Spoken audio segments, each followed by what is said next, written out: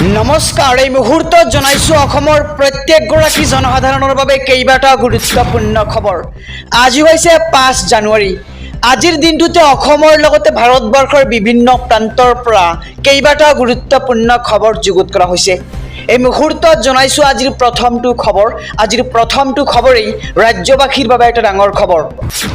অহা 16 জানুৱাৰীত 10 লাখতকৈ অধিক পৰিয়ালে লাভ কৰিব ৰেচন কাৰ্ড। ৰেচন কাৰ্ড নথকা পৰিয়াললৈ সুখবৰ দিছে এইবাৰ মোদী চৰকাৰে। 16ৰ পৰা 22 জানুৱাৰীলৈ প্ৰদান কৰা হ'ব 10,73,489খন নতুন ৰেচন কাৰ্ড।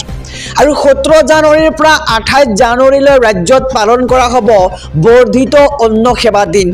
আৰু এই দিনকেইটাত ৰেচন কাৰ্ডৰ নতুন হিতাধিকাৰীসকলে POS মেচিনৰ দ্বাৰা বিনামূলীয়া ৰেচন লাভ কৰিব পাৰিব। অহা 16 জানুৱাৰীত 10 লাখতকৈ অধিক পৰিয়ালে লাভ কৰিব নতুনকৈ ৰেচন কাৰ্ড। আৰু ৰেচন কাৰ্ড নথকা পৰিয়াললৈ সুখবৰ দিছে এইবাৰ নৰেন্দ্ৰ মোদীৰ চৰকাৰখনে। আৰু 16ৰ পৰা 22 জানুৱাৰীলৈ প্ৰদান কৰা হ'ব 10,73,489খন নতুন ৰেচন কাৰ্ড। আৰু 17 জানুৱাৰীৰ পৰা 28 জানুৱাৰীলৈ ৰাজ্যত পালন কৰা হ'ব বৰ্ধিত অন্ন সেৱা দিন। এই মুহূৰ্তত জনাইছো আজিৰ দ্বিতীয় নম্বৰ খবৰটো। মাটি বাৰীক লৈ কেইবাটাও ডাঙৰ ঘোষণা কৰে মুখ্যমন্ত্ৰী ডক্টৰ হিমন্ত বিশ্ব শৰ্মাই। মাটি বাৰীৰ কামৰ ক্ষেত্ৰত কোনেও আপোনাক ঠগিব নোৱাৰিব। কেবিনেটত অসম চৰকাৰে লৈছে এক ডাঙৰ সিদ্ধান্ত। মাটিৰ বিভিন্ন নামক কেটেগৰী হিচাপে এতিয়াৰ পৰা ভাগ কৰা হ'ব। এতিয়াৰ পৰা 5টা কেটেগৰীত হ'ব মাটিৰ নামবোৰ। মেধি পট্টা এতিয়াৰ পৰা প্ৰচলিত হ'ব পিৰিয়ডিক পট্টাৰ। আমি সবিশেষ খবৰ জনাইছোঁ যে মেধি পট্টাৰ এতিয়া নতুন নাম হ'ব পিৰিয়ডিক পট্টা। আৰু পিৰিয়ডিক পট্টাৰ মাটি বিক্ৰী কৰিব পাৰিব গৰাকীয়ে। আৰু একচনীয়া পট্টাৰ মাটি এতিয়াৰ পৰা পৰিচিত হ'ব এনুৱেল পট্টাৰ ৰূপে। আকৌ কৈছোঁ যে একচনীয়া পট্টাৰ যিবোৰ মাটি আছে এই মাটিবোৰ এতিয়া পৰিচিত হ'ব এনুৱেল পট্টা নতুন ৰূপে। আৰু বিশেষ মেধি পট্টা ৰূপে পৰিগণিত হ'ব চাহ বাগিচাৰ মেধি মাটি। একেদৰে চৰকাৰী ভূমি পৰিগণিত হ'ব চৰকাৰী মেধি পট্টা ৰূপে। আৰু ৰাজ্যত শীঘ্ৰে আৰম্ভ হ'ব মিছন বসুন্ধৰা 3। শীঘ্ৰে আৰম্ভ হ'ব মিছন বসুন্ধৰা 3। আৰু লাখ লাখ লোকে মাটিৰ নামজাৰিৰ বাবে কৰিব পাৰিব নতুনকৈ আবেদন। মিছন বসুন্ধৰা 2ৰ জৰিয়তে 2,14,000ৰো অধিক লোকে লাভ কৰিব এই পট্টা। আৰু 31 ডিচেম্বৰত সামৰণি পৰিব মিছন বসুন্ধৰা 2ৰ আঁচনি। আৰু অহা জানুৱাৰী মাহতে আৰম্ভ হ'ব মিছন বসুন্ধৰা 3ৰ কাম। আৰু মাটি বাৰীক লৈ কেইবাটাও ডাঙৰ ঘোষণা কৰিছে মুখ্যমন্ত্ৰী হিমন্ত বিশ্ব শৰ্মাই। আমি খবৰটো সবিশেষে জনাইছোঁ যে মাটি বাৰীৰ কামৰ ক্ষেত্ৰত কোনেও আপোনাক এতিয়াৰ পৰা ঠগিব নোৱাৰিব। এই মুহূৰ্তত জনাইছোঁ আজিৰ তৃতীয় নম্বৰ খবৰটো।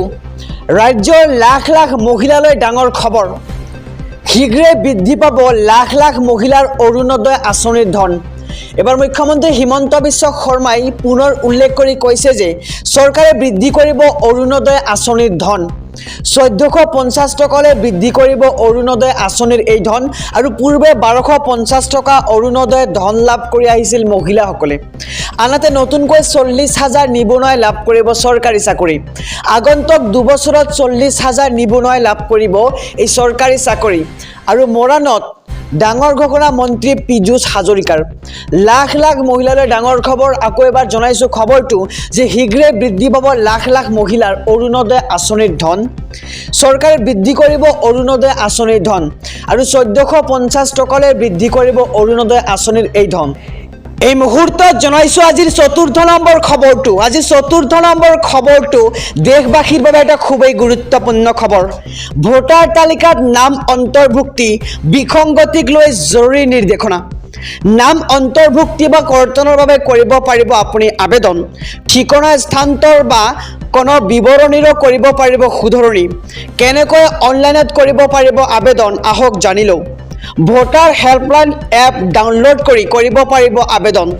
অথবা voter.eci.gov.in আপুনি কৰক লগইন। আৰু অনলাইন পদ্ধতিত নাম অন্তৰ্ভুক্তি আৰু শুধৰণিক লৈ কৰিব পাৰিব আবেদন। ইয়াৰ বাবে আপুনি যাব লাগিব সংশ্লিষ্ট ভোট কেন্দ্ৰলৈ। আবেদনৰ বাবে লাগিব পাছপোৰ্ট সাইজ ফটো, পৰিচয় পত্ৰ, বয়স আৰু ঠিকনাৰ প্ৰমাণপত্ৰ। প্ৰয়োজন অনুসৰি পূৰণ কৰিব লাগিব প্ৰপত্ৰ, 6, 7 নাইবা 8 আৰু প্ৰপত্ৰ দাখিলৰ অন্তিম তাৰিখ হৈছে 8 জানুৱাৰী 2024 আৰু 2024 চনৰ 1 জানুৱাৰীত 18 বছৰ সম্পূৰ্ণ হোৱাসকলে দাখিল কৰিব পাৰিব আবেদন আৰু 17 বছৰ বয়সৰ যুৱক যুৱতীৰ বাবেও আছে এই সুবিধা ভোটাৰ তালিকাত নাম অন্তৰ্ভুক্তি বিসংগতিক লৈ জৰুৰী নিৰ্দেশনা নাম অন্তৰ্ভুক্তি বা কৰ্তনৰ বাবে আপুনি কৰিব পাৰিব আবেদন